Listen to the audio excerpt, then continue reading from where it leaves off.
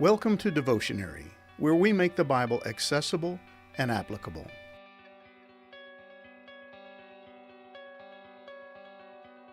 First Samuel chapter 31, verses 8 through 13 brings this portion of the life of David to a close. But it's far from the end. In fact, it represents a new beginning. Saul is dead, and the path is now open for David to become king. God is implementing His divine will and setting in motion all the plans He has laid out for David's ascension to the throne. But the book of 1 Samuel ends with a stark portrayal of Saul's demise, and it's not a pretty picture. His body was mutilated and decapitated by the Philistines and hung on the wall of one of their cities. He was stripped of his armor, which was put on display in the temple of their God. The former king of Israel was ridiculed and mocked. His body hung as a public display of disdain for Israel's king and as a sign of disrespect for their God. And had the residents of Jabesh-gilead not risked their lives to rescue the body of Saul and those of his 3 sons, there would have been no funeral for this former king of Israel.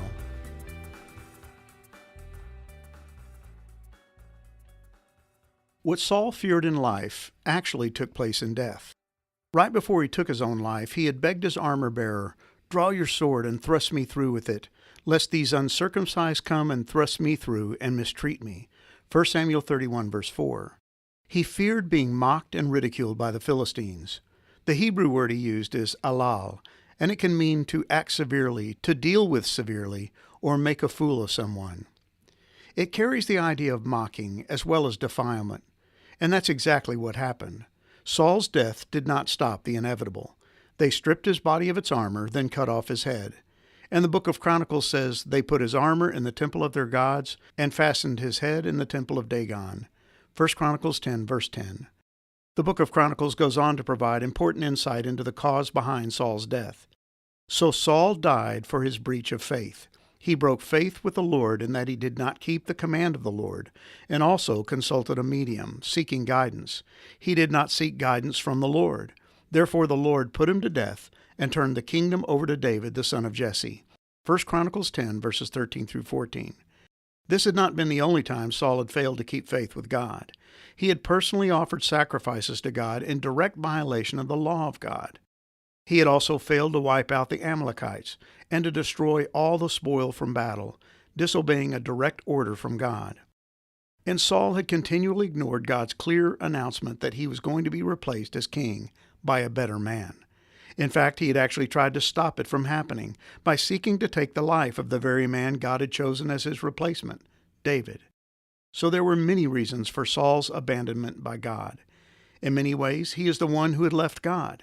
He had chosen to live his life and rule his kingdom according to his own standards and based on his own wisdom.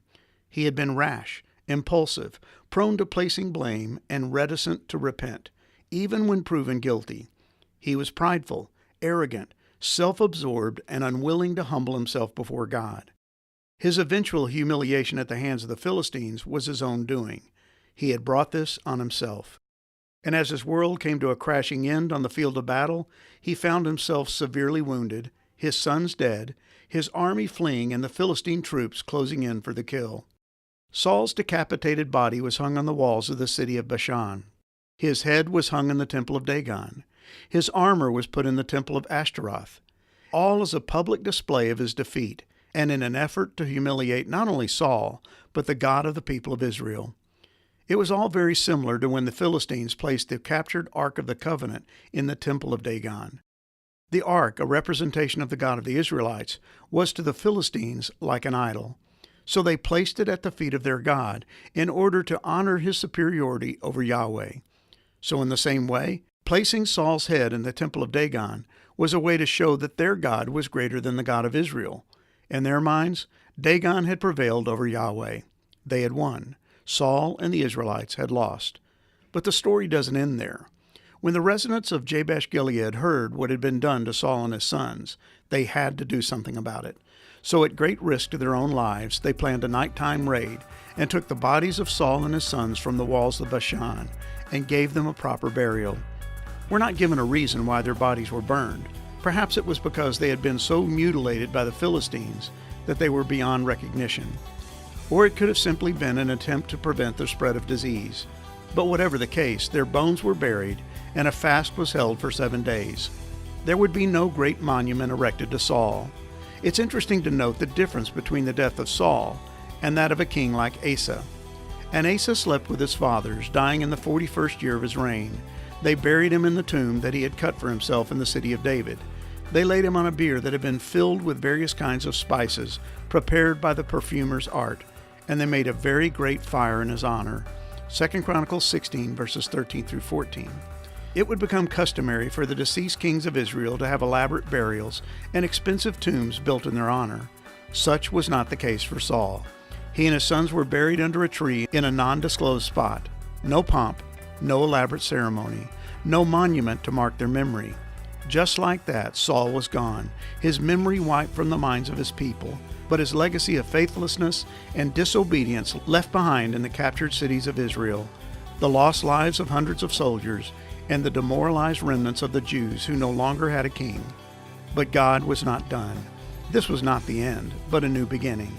While all looked lost and the future looked dim, God had things right where He wanted them. The Israelites would not be without a king for long, and this time they would find themselves with a king who was a man after God's own heart.